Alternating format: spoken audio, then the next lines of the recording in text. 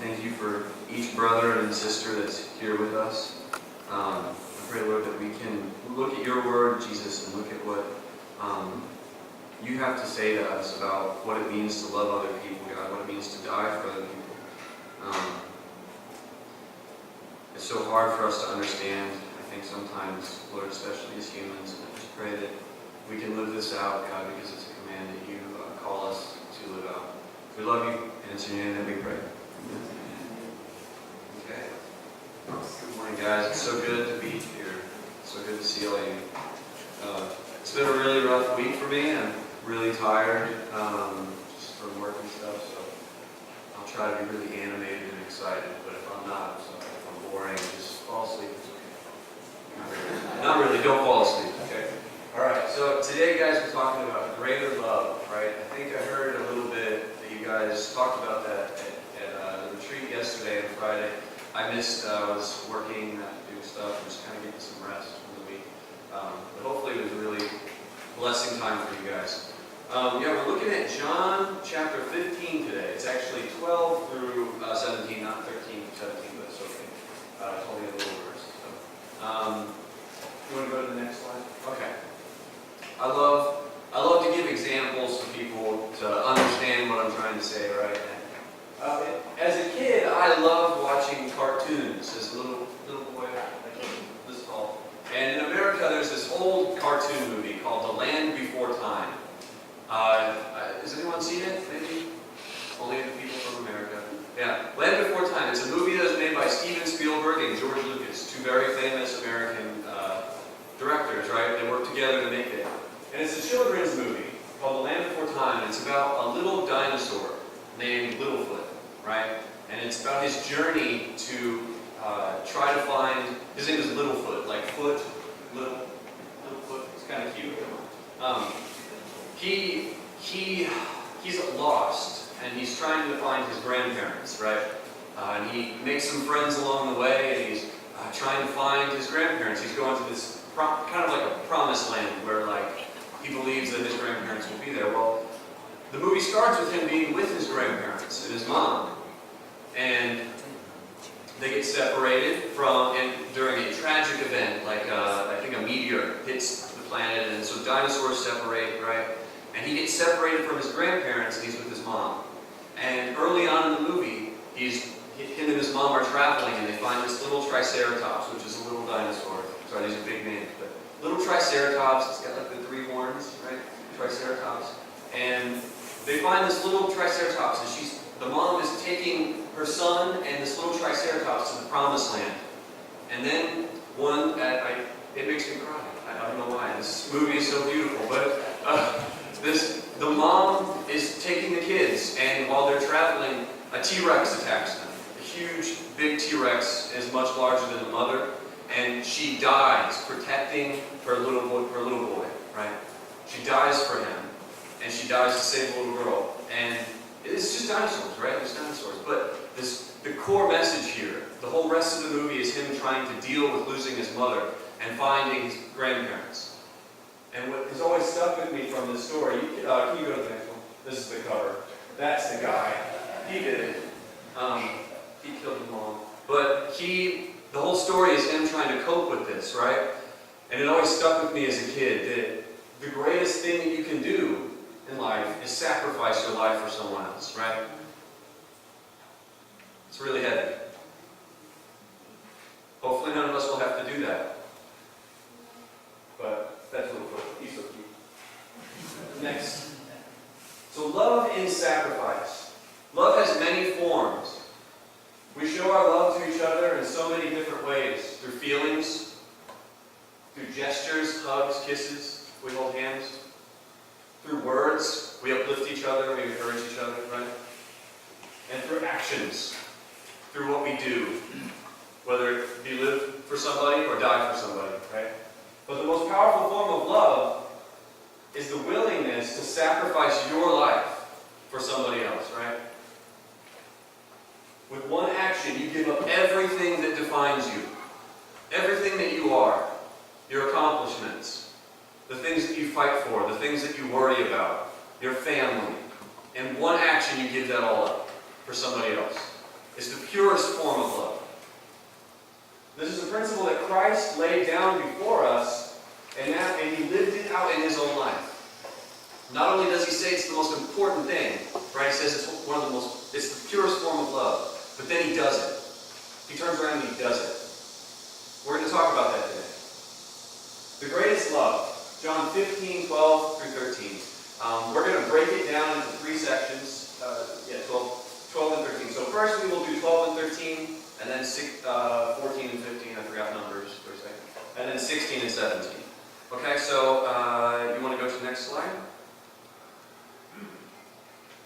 The command of love. Before this, I'm going to read the passage again. Okay, so let's look at John chapter 15, verse 12. If you want to turn there with me and just take a look. It says, "My command is this, love each other as I have loved you.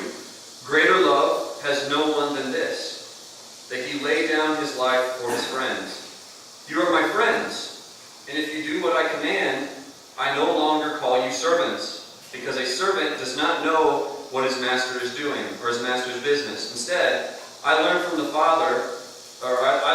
Father, and I have made known to you and appointed you to go and bear fruit that will last. Then the Father will give you whatever you ask Him in my name. This is my command, love each other." Okay?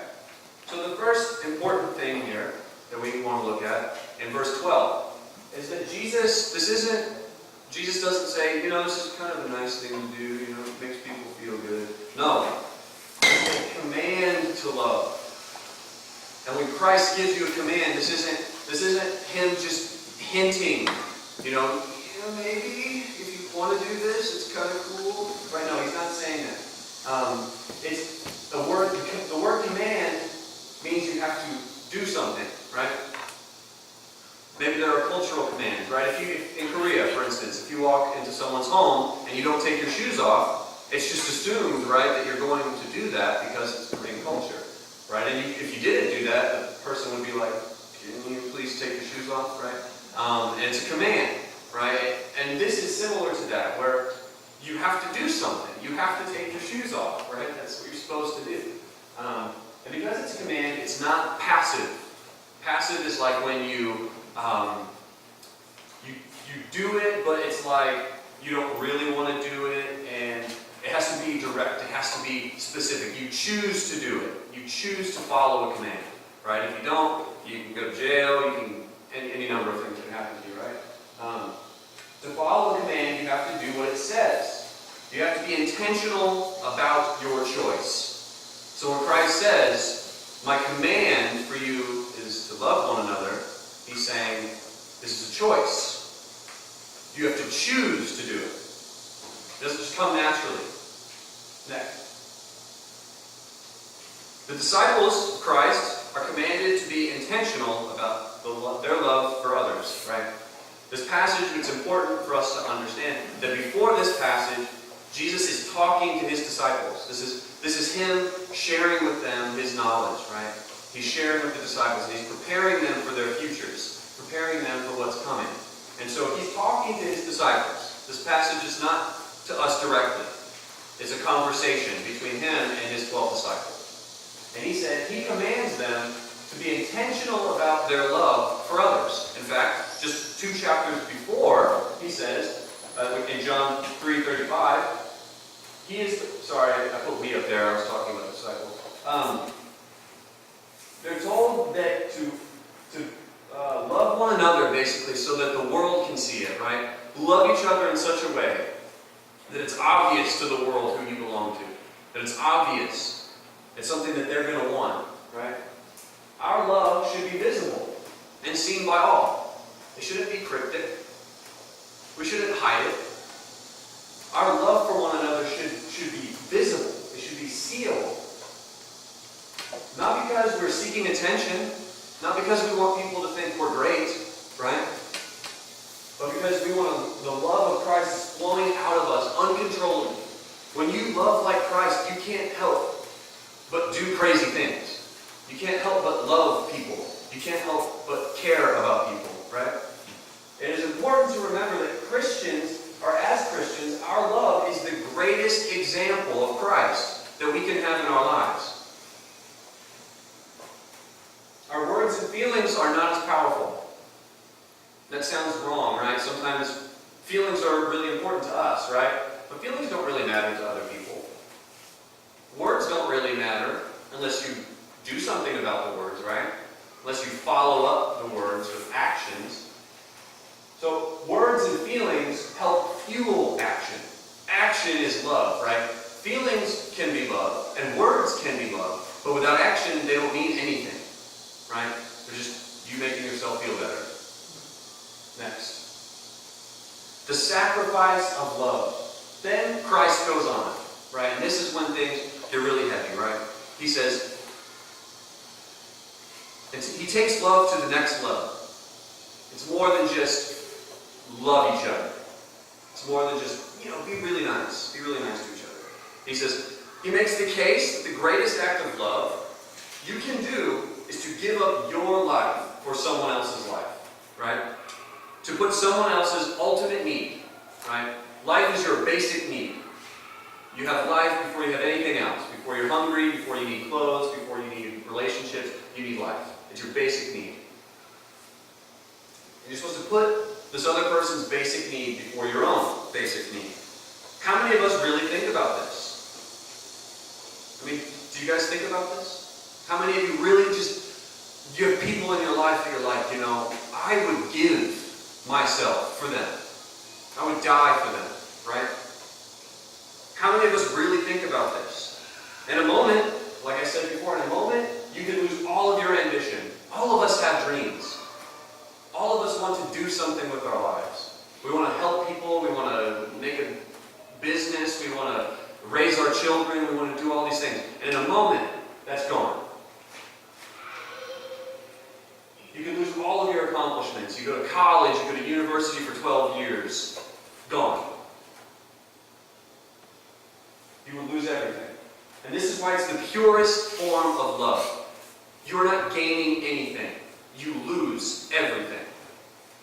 You lose everything, right? That's why it's pure. Next. Next slide. Perhaps most people would be willing to die for someone. I feel like I kind of believe that most of us love someone enough to die for them. I feel like most of us probably do. Parents, you may be willing to die for your kids. Hopefully you would be willing.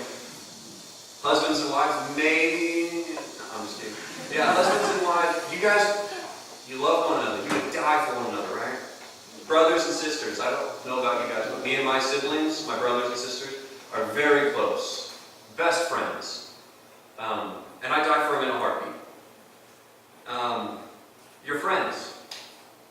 Maybe you would be willing to die for your friends. Even a stranger. Even your enemy, right? That's what Christ tells us, not in this passage, different passage, but,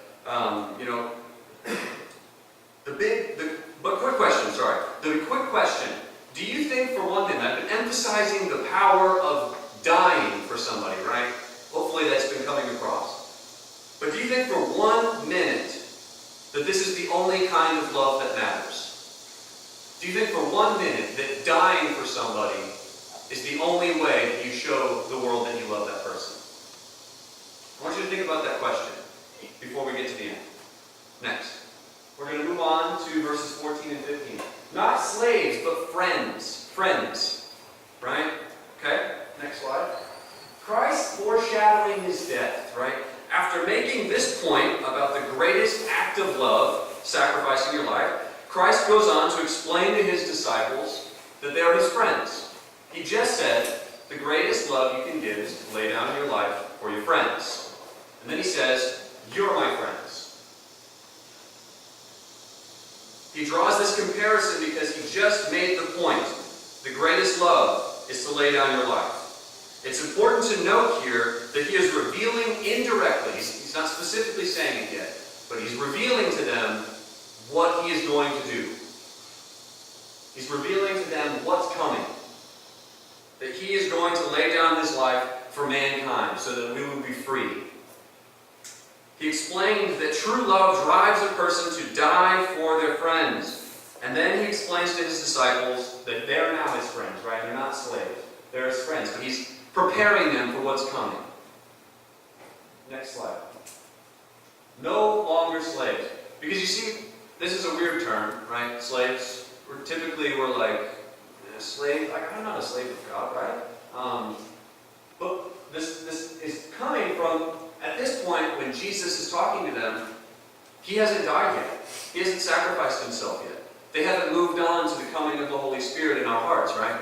At this point, the people are still thinking Old Testament. They're still thinking we're servants of God, right? Which we still are servants, but we're his friends and we're his children, right? But under the Old Covenant, the Israelites were not friends of God. He loved them. He called them his children, but they were his servants. They were his servants in the world. They were his chosen servants. Israel followed everything that God commanded because the weight of the law, right, the law was on their shoulders.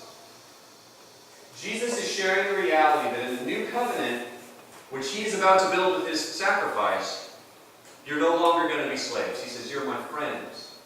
His disciples will no longer be slaves or servants, but friends. Next. He explains this by saying that a slave is not aware of the directions or desires of his master. He only does what he's told. A slave only listens. He doesn't choose. He doesn't say, God, or not God, but in this case, master, I really don't feel like working outside today. Can I be inside in the air conditioning? No. That's not what happens. The master says, you do this because if you don't, I'll hurt you or something. So the point here is that this is no longer the relationship with God. Jesus is saying, no longer will you just follow my commands and not know what my heart is. But now they're friends, and friends are privileged, they're allowed to know things that someone who's not a friend may not know, right? Jesus is explaining to his disciples just before this and right after. He talks about the Holy Spirit. He calls it the counselor. I will send you a counselor. Right before this passage and right after, he talks about this, right? And he's preparing them for the Holy Spirit. He's like, you will know what the desires of God are, right? I've come to share that with you. And he's preparing them because the Holy Spirit works in our hearts, right? To bring God's commandments and his desires to our hearts so that we desire the things of God, right? That's what the Holy Spirit does. That's what it does in our hearts. So the Holy Spirit will be the bridge between man and God.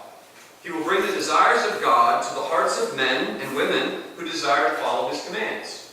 Much like the command that Jesus just explained, right? Next. Jesus first commands his disciples to love one another so that the world will notice it, right?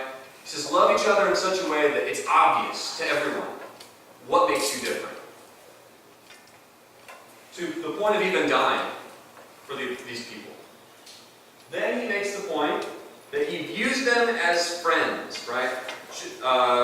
Just as they view each other, because they view each other as friends, right? And they view Jesus as like their leader, their disciples of Jesus, right? And he's like, you guys are my friends. And this is to prepare them for what is coming, like I said, which is to give his life for them, right? He's going to die for them. That's his plan this whole time. He says these things because soon it will be their turn, his disciples' turn, to live out these same principles in their lives. Loving others to the point of death. Next. I chose you. Okay? We're going to talk about John 15, 16 through 17, where Jesus says, you did not choose me, but I chose you and appointed you to go and bear fruit, fruit that will last. Then the Father will give you whatever you ask in my name. This is my command. Love each other. When reading passages like this, it's important to remember, like I said before, that Jesus is not talking to us yet. In this passage, he's talking to the disciples, his 12 disciples, right? 11 of them followed him, one of them betrayed him, right? So the 12 that chose to follow him, right, he's talking immediately to them. That's what this passage is about. This whole passage is a conversation that he has with them, preparing them for what's coming next. it would be easy to jump into application right now for me. It'd be easy just to be like, okay, ignore that. Let's move on and talk about how we can apply this to our lives, right? It would be very easy. But I think it's important what Jesus was trying to say to them. Because he knew what was going to happen to them. They didn't. We don't know what's going to happen to us. He does. Remember, he's preparing them. Next. The miracle of Christianity, guys. The miracle of Christianity is that it has such a humble and simple beginning. One man spoke into the lives of 12 men. One betrayed him. The other 11 followed him. Spoke into the lives of 12 men. In a society that did not even respect or care about them. None of them had jobs that were like worthy. They had lower jobs like janitor. Like things that we would never want to do. The guy who plunges the toilet for money. The guy, the poor people out here who have to clean up trash all the time. Those people. Society didn't care about them. And yet these 12 people that weren't respected by anyone, they're disciples of a man who was being accused of being, who was accused of lying to people. He's accused of trying to take advantage of people, right? And they're the disciples of Jesus. But Christ took them and he changed the world. 11, sorry, not Jesus. 11 men changed the world, right? It's hard to look at a world today where Christianity hasn't influenced history in a serious, serious way. He used that time, this passage, he's talking to them, he's influencing them. And he says, or he used this time to speak into their hearts and teach them about sacrificial love. Because you know what? Every one of them, except for one, was killed for what he believed. He used that time to build them up and encourage them. Because they're his friends. And real love drives you to die for your friends, right? That's what he says. Next. He tells them to go and live out good fruit in the world, to represent him, to help represent Jesus, to share the truth that they have. He commanded them to love one another so deeply that it was obvious to everyone else. And he told them to even lay down their lives for one another if need be, if it needed to happen, right? If it had to happen. Die for the people that you love. And they did. Thank goodness we don't have to deal with that right now. Some places in the world they do. Some Christians deal with that every day. And after he himself did this very thing, he died for them, for us. He died. The beginning of Christianity is an incredible story, right? And it's known by everyone. Most everyone in the world is aware of what happened, right? Whether they believe it or not, they've heard it. Why, I wonder? Maybe because the principles that Christ lays down in this passage is contrary to human nature. It's contrary to what you and me want. It's contrary to what our natural instinct is. Next. Human nature tells us only to look out for ourselves. Only look out for what you need. Don't care about what this other person needs. That's not smart. If you care about this person, you yourself could be damaged. You yourself could lose. Right? That's not what Jesus says. But the command of Christ tells us to put the needs of others before ourselves. Right? Put the needs of others before your needs, before my needs. We do this in love. We do this through living sacrificially, right? Why did this change the world? Because when you do this, when you put the needs of others before yourself, it changes lives. Nobody thinks this way. When you go and you sacrifice for somebody else, they're going to be like, why would you do that? Why would you do that for me? Because we don't do that. Humans don't do that. It takes something bigger. Next. To live with sacrificial love. And I'm going to close with this last two slides. I think there's two. Back to the question. Do you think for 1 second that someone else is, or dying for someone else is the only love that matters? Do you think for 1 second? That's a point that Jesus makes in here. He says, there's no greater love than this, that you'll die for someone else. He doesn't say that that's the only thing that matters. In fact, the command that he gives right before that doesn't talk about dying. He says, live loving one another. And then he makes the point, even unto death, basically. Even unto death. Perhaps some of us believe that dying for others is the only form of love, right? But it's definitely a strong and powerfully revealing love. It shows who you are on the inside, if you're willing to die for someone else, right? To show the purest ability of love, to sacrifice everything for one person or for people. But what is Christ's command here? What's he really saying? How do we apply his encouragement for the disciples to our lives? How do we apply what he said? Is it to love by dying for someone? Or is it to love by living for someone? Even unto death. Next. Obviously, giving your life for someone else is what following Christ is all about. As followers of Christ, that's what we should be doing. We should be ready to do it, to die for someone else. But his command is to love one another, including dying for another person. So they question this. Do we live like we are willing to die for someone? Yeah, that's a good question. That's the question. So I want to ask, if you say you would die for someone, but you treat them like garbage, are you telling the truth? Do you really love that person? Do you really love your brothers and sisters here? Or your brothers and sisters out there? Or your family? If they're not the main focus of your life, is to love them.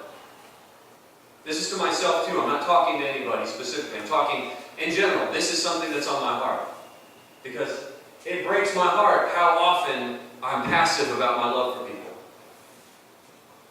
If you're willing to die for your spouse, but you treat them poorly, then do you truly love them like Christ commands you? If you say you love your brother, and you treat them like garbage, I do this to my brother, I don't love him the way I should. He and I have had fights over that, where he's just like, I feel like you don't care about me, and I feel like I'm just a disappointment to you, and I'm like, because I'm not showing the love of Christ to him, right? I think that one more. So my request this week, guys, for you. Sorry, it's been really heavy, but it's something that's been killing me, weighing on my heart. My request this week for you guys is to follow Christ's command. Love your friends like you will die for them. Love your families like you will die for them. Like tomorrow morning, you're ready to die. This means showing forgiveness. This means encouraging them. Sometimes loving somebody, what does that even mean? You think, what is love? What is love? How do you love someone? It means even when they don't love you, you love them. You respect them. You're kind to them. You support them. You encourage them. You tell them that Christ loves them, even if you had a bad day and feel like crap, or you feel terrible. Sorry, I said crap. You encourage them. If you relentlessly love those around you, then you will show the heart of the gospel. The heart of the gospel is relentless love. Help one another in any and every way that you can. I feel like the list is too long of ways that... Oh, I just closed my Bible. Sad day. The list is too long of things that you can do for other people. Like I could literally just sit here for the next 3 hours and explain everything that we could do, right? But nobody wants that. So even if you're tired, I'm tired every stinking day. My job, I don't like it. And every day, I'm tired. And I feel convicted because that doesn't... Jesus was tired. When he had to carry that big wooden cross up a big hill and then die on it, he was tired. So I think I can suck it up for one day and go to work and love people. Next. This is my last point. If we each loved one another, and I thought of this last week and it really touched my heart. If we loved one another until we were exhausted, just tired of loving people, we'd all be supported and loved, right? Because if everyone in this room loved somebody else, everyone would be loved. Everyone would be supported. There shouldn't just be 4 people that are loving everybody else. You know, this is kind of the thing in America. There's this idea that, like, you know, I don't have to tell people about Jesus. That's the pastor's job. I just bring people to church for him to tell them about Jesus, right? That's not what Jesus says. Because everyone would be getting encouragement and be strengthened from everyone else. So, here's my call for you guys. I know it's heavy, and I don't need to sound angry. I'm not angry at you, I'm angry at me. Let's love each other. I don't know what they said this past weekend with their sermons. I know it was about love. But this week, guys, pick one person. You don't have to do it to everybody. It takes time to learn. Pick one person to just love them so, so much that they notice it. That people see it. Whether it's your wife, whether it's your kids, whether it's your brother, your sister, your boyfriend, some atheist that you know, some friend. One person. Okay? Love you guys. I'm going to pray for you. God, thank you so much for today. We love you so much, God, and your command is so heavy, so hard. And I pray that you give us the strength to live that out in our lives. To love like you love. To the point of death, God, if that's necessary. We love you. I pray for fellowship today. God, I pray that we continue to grow close together. We love you, and in your name that we pray. Amen.